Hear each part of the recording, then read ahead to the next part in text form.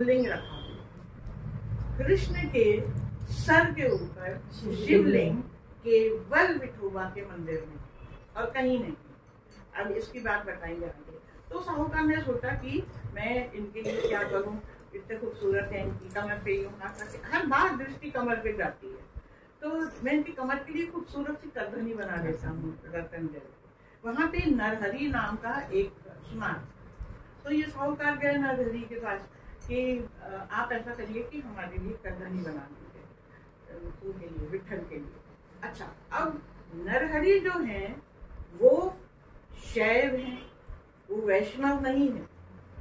शैव कौन होता है? शिव की उपासना करता। वैष्णव विष्णु की। और जो देवी की उपासना करता है उसको क्या कहते हैं? शक्ति की। नहीं, उसको कहते हैं शाक्त कहते हैं। 3 तरह के होते हैं।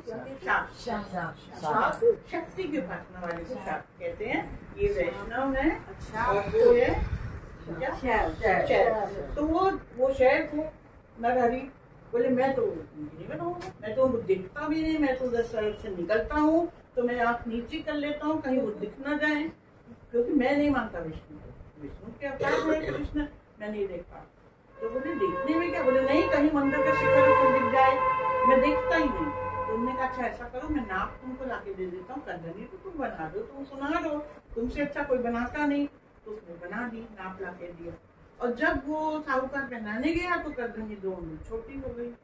तो अब वो फिर वापस आया साहूकार के पास, बोला कि भाई इसे थोड़ी बड़ी बनाओ, तो कमर में आती नहीं है।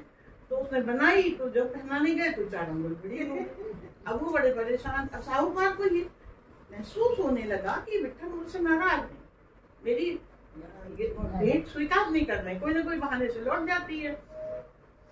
बहुत नरहरि के पीछे पड़े कि भैया आप एक बार चल के ना खुद अपने आप से संतुष्ट होके ले लो, अच्छी सी बन जाएगी। नहीं राजी हुई किसी तरह। इन्होंने बड़ा इमोशनल उनको कहा कि नहीं आप चलिए, तो आप देखना नहीं चाहते ना, चलिए पट्टी बांध के चलिए, यहाँ पे मत देखिए उनको, ऐसे ही नाक ले लीजिएगा। तो बोले अच्छा ठीक है, पट्टी बांध के चलते हैं। क्या करेंगे? गए वहाँ, आँख में पट्टी, देखूंगा नहीं। उन्होंने करधनी नापी, तो नापने के लिए जब हाथ ऐसे ऐसे करने लगे उनके कमर के चारों ओर, तो उनको लगा कि ये विष्णु भगवान है, ये तो विठल है। तो पीताम्बर उताम्बर अच्छा सॉफ्ट कपड़ा लगना चाहिए, हमको तो फील हो रहा है कि बाघाम्बर है ये, क्योंकि उनके दिमाग में तो शिव ही बैठे हुए हैं। तो छोटे लिखा बोला तुम हमको कहाँ ले आए हो? बोले कि विठल के पास है। तो बोले नहीं, ये तो बाघाम्बर लग रहा है हमको। तो और बंद आंखों से ही उन्होंने आँख खोल के देखने की कोशिश करी, तो उनको शंकर भगवान दिखते। तो उन्होंने धीरे से बेईमानी के देखते पट्टी में से उठाई थोड़ी सी, और सामने विठल दिखे, तो झट से ढक ली उन्होंने, ये तो विठल है। तो उन्होंने कहा कि अरे आपको भ्रम हो रहा है ऐसे ही। फिर चले नापने, थोड़ा नाप के ऐसे हाथ थोड़ा ऊपर ऊपर करे, तो ऊपर उनको जब तक यहाँ तक आया उनको लगा सांप वाप है। बोली तो शंकर जी है जरूर, हमको फीलिंग हो रही है, महसूस हो रहा है कि वहाँ पे। फिर उन्होंने पट्टी हटा, अंदर उनको दिखा कि तो शंकर बैठे हैं, गले में सांप पहले। तो उन्होंने जब पट्टी हटा के देखी तो फिर वो दिखाई दिए विठल।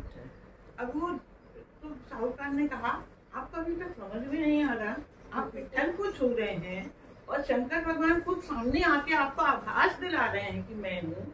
आपको ये बात नहीं समझ में आ रही है कि शंकर हर और हरि दोनों एक ही है, हरि हर हैं, ये आपको नहीं बात ये समझ में आ रही है। तब उनको कुछ थोड़ा समझ में आ गया और उन्होंने फिर अपनी पट्टी खोली, जब विठल को देखा तो एकाएक उनको दिमाग में तो उनके शंकर ही भरे हैं, तो उनको लगे लेकिन एक ही है कि हैं तो बड़े सुंदर, बड़े अच्छे हैं, क्यूट से, ऐसे मुस्कुराते खड़े हैं, देख उनको रहे।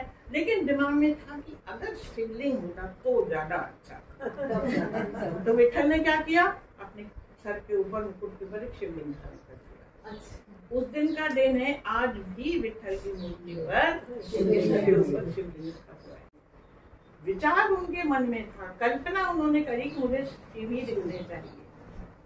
दिख उनको है वास्तव में कृष्ण, लेकिन उनके मन में इतना दृढ़ कल्पना उन्होंने बिठा ली कि उनको कृष्ण में सिर्फ शिव दिखाई देते हैं, सिर्फ शिव दिखाई देते हैं। और कभी कभी ये कल्पना इतनी साकार हो जाती है कि शिव को भी बैठना पड़ा कृष्ण के साथ जाके, सिर्फ भक्त को ये बताने के लिए कि तुम जो इतनी शिद्दत से हमको मान रहे हो, हम हैं यहाँ पे। तो इससे भी एक बात और ये सिद्ध होती है कि यदि आपकी कल्पना शक्ति में इतनी शक्ति है कि आप किसी भी चीज को मैनिफेस्ट कर सकते हो, यदि एकदम ही मन से दिल से अगर चाहो तो वो चीज यदि संभव हो सकती है, तो इस बात का विचार करो। हमने अगर कभी किसी के लिए गलत सोच लिया, ये तो बड़ा बनती है, चलो देखो इसका हो गया, तो दोष कहाँ गया? हमने विचार किया। तो नेगेटिव थॉट का असर कहाँ जाए? इतनी बड़ी बात को सोच लो, नेगेटिव थॉट का असर, यदि वो डायरेक्ट तीर लगता है जगह पे, जो नुकसान दूसरे का हुआ तो हुआ, छोड़ा तो तीर हमने, असर कहाँ जाएगा? अपने ऊपर आएगा कभी ना कभी, आज नहीं तो कल, कल नहीं तो परसों, इस जन्म में नहीं अगले जन्म।